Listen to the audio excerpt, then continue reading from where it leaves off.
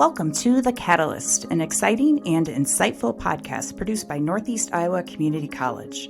I'm your host, Amy Lasik. Together, we'll explore the people, programs, and partnerships that make Northeast Iowa Community College unique. From student success stories to behind-the-scenes info about athletics, innovation, and industry collaboration, each episode dives deeper into your community's college. Get ready for an inside look at the impact of community-driven education at NICC. Well, hello, everyone. On today's episode of The Catalyst, we are talking to two folks from NICC. Behind every student at NICC, there's a team helping guide the way, helping remove barriers, helping make sure students are comfortable and know their path. And today we have two of our academic advisors, Kime and Lindsey Haas. Lindsey specifically works with students enrolled in competency-based education, CBE, which we'll talk a little bit more about. And Katie also provides customized personal advising for students in a variety of different programs at NICC. Welcome to you both. Thank you. Glad to be here. Thank you. So for those that aren't really sure, what is advising at a college? Sure. With academic advising, we meet the students at where they're at coming into the college. Some of them have met with admissions and onboarded with our admissions reps. Some haven't really talked to anybody yet, so we might be almost their first point of contact. But we are there to help them, guide them through looking at the career that they're interested in and a path for getting to that career. So whether it's a certificate, a diploma, or a degree, looking at their test scores, where they're placing with their high school transcripts or with those test scores, and just setting out and laying out the foundation and the path for how to get to their ultimate goal. Great. And what brought you both to NICC? What did you do before you came here? Yeah, I kind of have I majored in business. I worked in insurance for a while, and then realized that I really wanted to do more of helping people and working with people and helping them reach their goals. So I worked at another college for about 10 years. I worked in admissions and I worked in advising. I really liked admissions, but I wanted to build more of those longer term relationships with students. So I moved into the academic advising role. And when this role at NICC opened up, I was so excited because it's even more of building a more in-depth relationship with students. My role is actually a success coach. So not only do I kind of do the front lines admissions, but I'm also working with them throughout the semester, meeting with them every few weeks and just doing regular check-ins to ensure that they're staying on track. And part of that's the unique nature of our CBE program, which I'm sure we'll talk about later. Yeah. And I was introduced to NICC almost 3 decades ago. I was searching as a student, what did I want to do when I graduated from high school? And I ended up coming to NICC for my first 2 years. I worked in the bookstore. So my first job at the college was working in the bookstore as a work study. So a little money in my pocket while I was going to school. And then after I finished here, I went on to Upper Iowa and finished my bachelor's degree from there in psych and soc, and decided to go into a career of more human services. So I went up to Minneapolis for a little while. I enjoyed the cities, but knew the small town was more me. So I moved back and worked with families and children in this area, in the 4-county area. And while I was in that position full-time, an opening came at NICC with the TRIO Upward Bound program.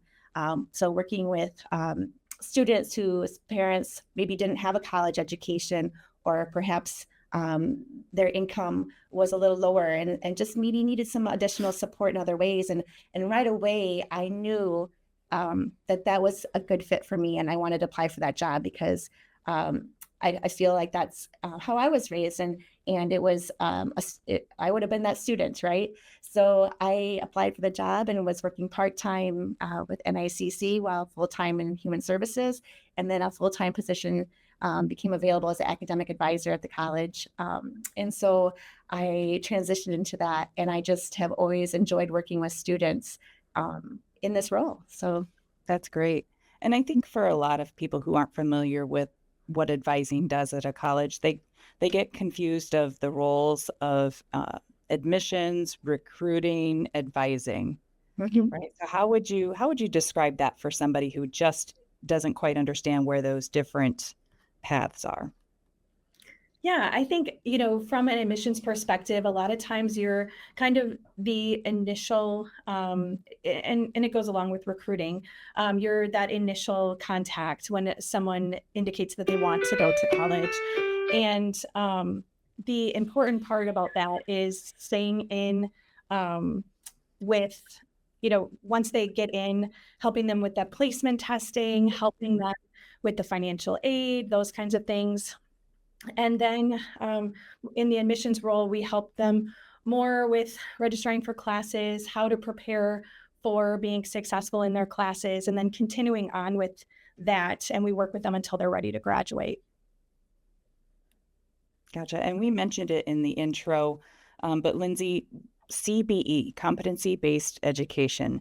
Can you tell us a little bit more about that at NICC? Yeah, the competency-based education program it's a little bit of a unique program, and it's focused on mastery of competencies and skill sets. And so it is very much focused on allowing students to progress as they master their competencies and these skills or knowledge. And they can move faster if they already have some prior knowledge or some background in it, but they can also move more slowly if it's a concept that they need more time to master, or if that is unfamiliar to them. And so it's kind of focused on learning for mastery, but also that flexible pacing. So the flexibility to create their own schedule is huge and really appeals to a lot of students, especially adult learners or students who are working. And so my role as the success coach is to work with them because it is important to stay on track and complete the courses. And so helping them navigate that and providing them with strategies to move forward and to make the most of the flexibility that our competency-based program can provide. And which programs at NICC does have CBE currently? Yes, we have business administration, we have the Associate of Applied Science and the certificate. And then we also have our welding diploma program. Fantastic. Yeah. A lot of people that are in education and think about CBE, that is one of the things they talk about is how it allows people to move quicker through programs. But you raise a really good point that it also allows you to slow down in those pieces and spend the time that you need to really grasp the concepts. Yeah, it's very, very personalized. And so that's one of the best parts about my role. One of the very first things that I do with students is really look at their goals. Some students, some students can move faster. They have a lot of experience in an area. And some, there might be certain courses or concepts that are unfamiliar to them. And so it does allow them to take the time they need. And so that's part of my role, is working very closely with them to figure out what their individual path looks like. That's great.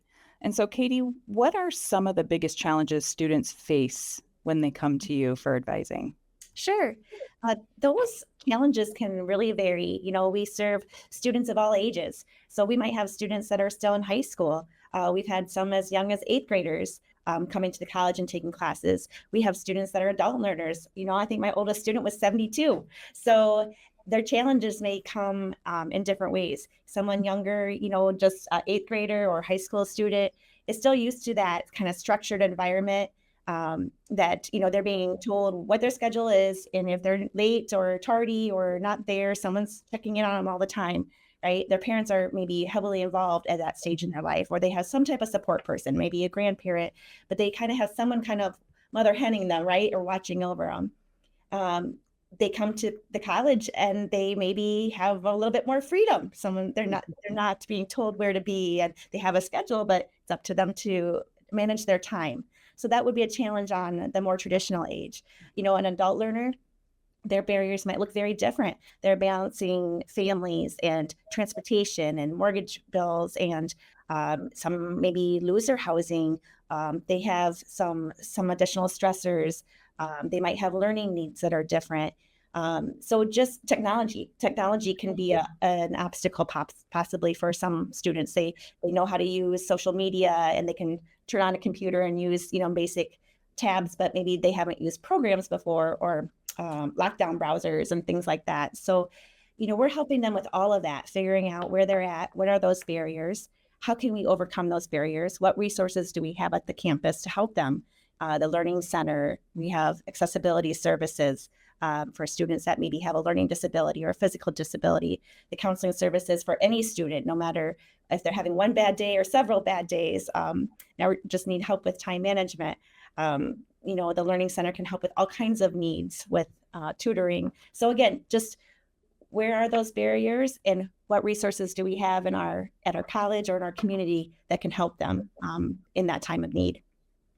Yeah, you're really playing a connector role for the students to make sure that they're successful. And there's so many resources at a college. I imagine somebody coming in, number one, probably just doesn't have any idea that all of this is available for them, but it can be so overwhelming to have a familiar face help guide them, I imagine can be a relief for some students. It is, and they come back to us. I was just sharing with Lindsay last week. I had a student come in who is looking at a big career change, and she said to me, she reached out to me outside of work, and she said, "Can I meet with you on Thursday?" Absolutely, come on in. And she said, "I don't even know if you're the right person, Katie, but I always felt safe in your office, and I know I can be myself with you." And so she came in, maybe she should have started with admissions or career services, but I was a familiar face and she knew me well. And she knew she could come here and we would get her where she needed to be, So we called career services while she was in my office. We laughed, we joked, we had some serious conversations though too. And by the end of that appointment, we spent a little extra time, but we had talked to career services. We were calling other colleges for the program that she was looking at because NICC didn't serve or offer that program, but we served her in the past with the program that she was in previously, but she knew this was a place that would get her to the answers that she needed. Yeah, you're really helping guide students on their path and whatever that need may be to get down that path. That's fantastic. What advice do you both find that you're giving the most often to students that come to you? I would say, initially it is more of you're not alone. Everyone gets overwhelmed, especially at the beginning.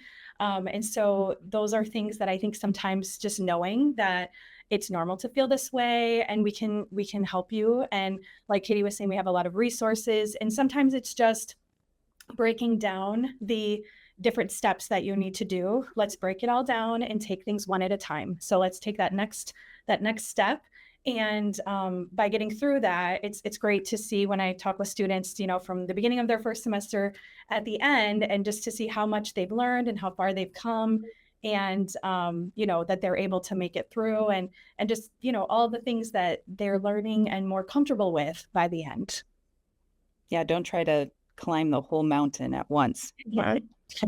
Take it off into little steps at a time. That's great. And sometimes that's all that's needed, right? Just to guide them and get that encouragement and really feel empowered. You talked a little bit about this before, that you're working with, could be high schoolers, it could be somebody returning to work. Do you change your approach depending on that type of audience that you're working with? 100%. And we even talk about this as advisors, even that first outreach, what does that look like? Some students would prefer text messages, some would want emails, some would want phone calls. We try to do a little bit of everything for everybody because you don't know how that student is going to respond. But I feel like, once you know how to communicate with the student, and you're aware of maybe some trends, right? Like, that maybe the more traditional students, you can, be a little bit more chill, relaxed. You kind of change your demeanor a little bit. Some of more of our traditional students, like, give me the meat and potatoes, right? Like I don't have time to waste here. I'm here, I'm juggling all of this stuff. How do I get to my goal? Whereas again, you're kind of mentoring and guiding and being a little bit more hands-on for the students that need it. Some just want, a few touch points and they're good to go, and they have self-advocacy skills. So they'll they'll come to you when they need you. But we're always there to guide them. Others, we are a little bit more checking in frequently, because we just know that they need that additional support. So you really have to look at not just their ages, but just, again, just what they need and at this time at NICC, and personalize that approach to those students. Hey, you bring up a really good point. It isn't a one-way street. You're not sitting there waiting for students to come to you. You help identify when students might need you, and you're proactive in your outreach too. Sure. Yeah, That's so I imagine part of what you have to do is, as well as get to know faculty and staff that cover all of these areas. Can you talk a little bit about how your job interacts with everybody across the college?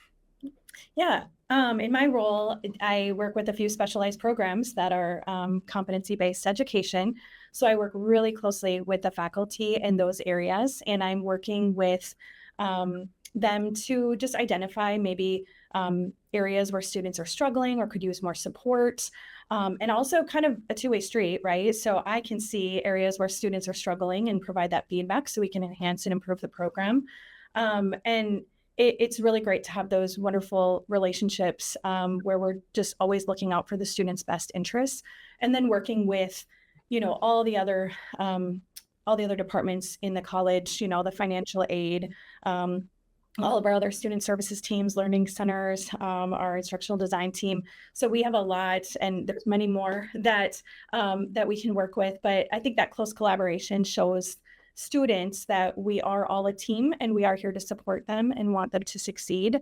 And so we will do what we can to make it happen for them. That's great. So I imagine over the years that you have been advising that it has changed. Are you seeing any trends or things that you've noticed with advising?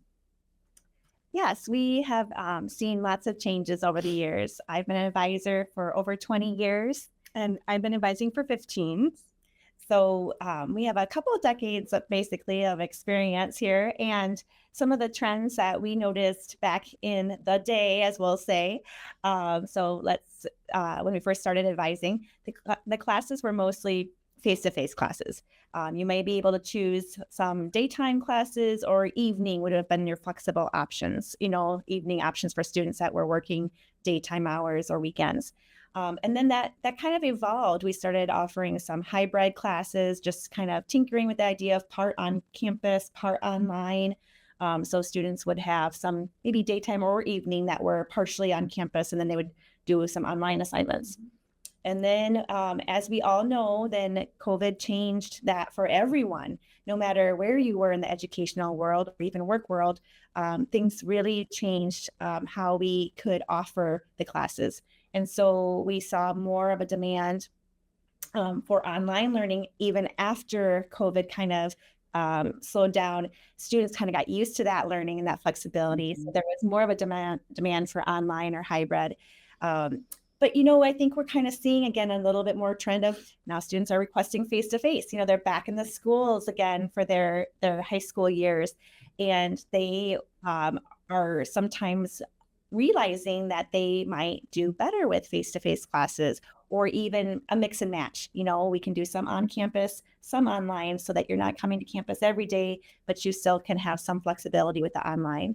So I feel like that's been a trend now, is kind of more of a tailor to the student. What can we offer you that fits, again, your work schedule, your life schedule as best we can. Sometimes programs don't have that option, and that is the reality. But we try to see how we can meet their needs in that way, scheduling. Yeah, and balancing all the demands on people now, whether it's family and work. And I know folks want to be really successful when they come back to school, but that's a lot that folks have to really pay attention to now and try to balance. Absolutely. Yeah, that is a lot. And that's what, I see in the CBE, the competency-based education program. That's one of the biggest appeals, is that it does provide that flexibility, and it allows students to create their own schedules. So they get to kind of set the parameters. If they want to, maybe work faster through a course, they can. If they want to work a little bit faster at the beginning of the month and take some time off at the end of the month, that flexibility is there.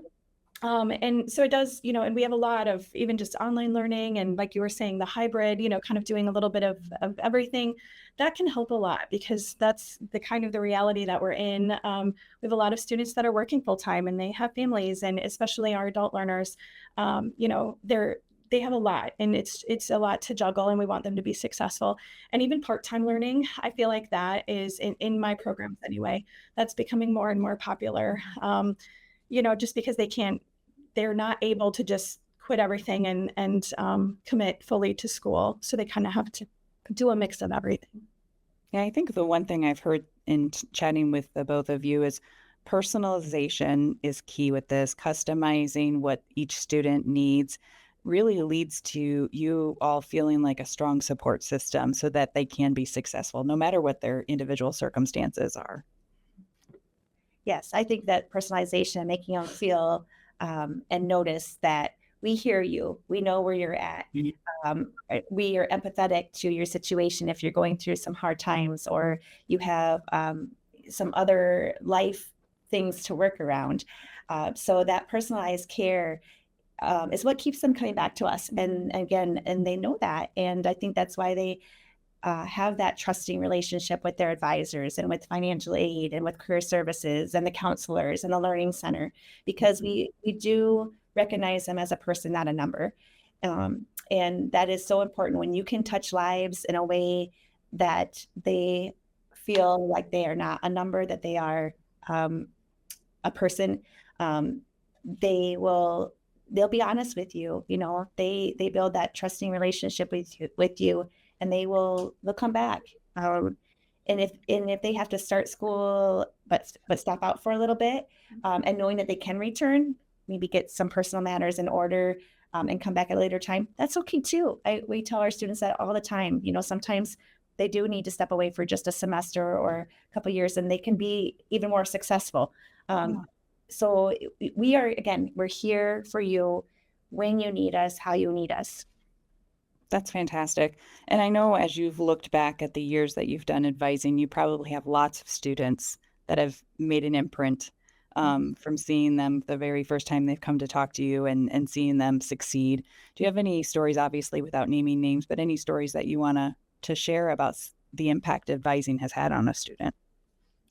Yeah, I work with a lot of students, a lot of, I think we kind of talked about this when they come in, there's, kind of that anxiety. I have one in particular that started out, her kids were older and kind of leaving the nest, and she realized she wanted to kind of find her own path, and she liked her job, but she kind of wanted to explore some other opportunities. So we had really great conversations at the beginning about all the programs that are available, career goals. And then came kind of, once we, had an idea of that, that then came the kind of nervousness about getting started and going. It had been many years since she had attended school. And so working with her to feel comfortable and again, take that one step at a time and learn the technology and really the time management strategies, getting into that routine of managing work and school. And what's really great is in my role as the success coach, I meet with students every few weeks. And so throughout that, we would not only talk about academics and how the classes were going, but also just about her mindset and coming up with strategies for success and really talking about growth and identifying ways that, showing how she's improved in different areas and how she's grown as a person.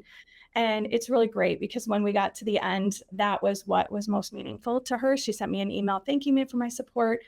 And, in addition to all the skills and the knowledge that she gained, it was also just how much she grew as a person and how proud she was of herself. And to me, that made all the difference for her. Oh, that's great. That gave me goosebumps. Love hearing that story. Katie, what about you? Any stories from your end? Oh, yes. I have to narrow them down. Years of experience, you have a lot of stories. But, some of them range from like when you've worked with a student for, several years, watching them take on their first couple of gen eds, being nervous about taking that first math class after being out of high school for a little while, and then watching them grow and develop through their program. But I can think of a student who she and this was many years ago, but I remember working with her a lot. She was an adult learner balancing a family and a job and school. And on top of that, a little difficulty with learning. She worked with our accessibility services to receive accommodations. She was in the learning center every day, before she'd go home, before her kids got home from school, she would be up in the learning center and using that time to study so that when she could go home, she could be a mom and make meals and be with her kids. She worked so hard and she was able to go through her program successfully. She went on for her bachelor's and master's, and now she teaches. She teaches Wow. at college, and she is empowering young minds and probably helping students that were her at one time, right? And just to see that, like that circle of life, and circle of education come around where someone who has been through all that and now helping others, it's just speaks so much, or touching a student. I have a card that a student sent. I helped her over the phone. I've never met her face to face, just helped her over the phone. And she was a guest student. She's not here for the longevity. She's taking a couple classes and transferring them. And she took the time to deliver a handwritten card to Piasta that came up to me at Calmer, just saying how much she appreciated our phone conversations and guidance and to help her transfer. And the list goes on. It's so heartwarming to and you don't even know how you've touched these lives, right? Like, no clue. I have 2 family members that are in the hospital right now, and I was at the hospitals a lot in the last 2 weeks, and I came across so many of my nursing students. I was in the elevator in La Crosse, and the student was like, "Hey, like Katie," and hey, where you at? Oh, I'm going out for my RN to BSN right now, and we're both here for the patient, right? It's a family member, and she's there as his nurse, but we're talking RN to BSN in the hospital elevator, So I'm at the eye doctor, and this got back to former president. I was at the eye doctor talking to my the person doing my eye exam, and I'm getting my eyes probably dilated, and we're talking about her son needing statistics and what he needs to do for it. And that, she took that message. I didn't know, I was just being me, but she took that message to Dr. Wee, and you just never know, again, how you're helping someone and you don't even realize it. We're hope dealers, we're givers, we're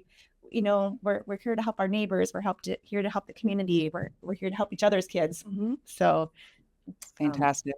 Well, I want to thank both of you for the time that you've given today, but then also the imprint that you're making on hundreds and thousands of students over the years. You've really made a big difference in the lives of their students and the families, and then ultimately the community as well. So thank you very much for everything that you do at NICC. thank you for letting us share our stories. Yes, thank you so much for having us. Loved having you. And thank you all for listening to another episode of The Catalyst. Join us next time as we continue exploring the people, programs, and communities at NICC. Thanks for joining us on this episode of The Catalyst. If you enjoyed the conversation, make sure to follow or subscribe on your favorite podcast platform so you never miss an episode. Want to learn more about NICC and the many ways we support our students, partners, and community? Visit nicc.edu for more resources and upcoming opportunities. This podcast is produced by Northeast Iowa Community College and hosted by me, Amy Lasik, with executive producer Tessa Hill, producer Travis Hunt, and graphic designer Ashley Konzen.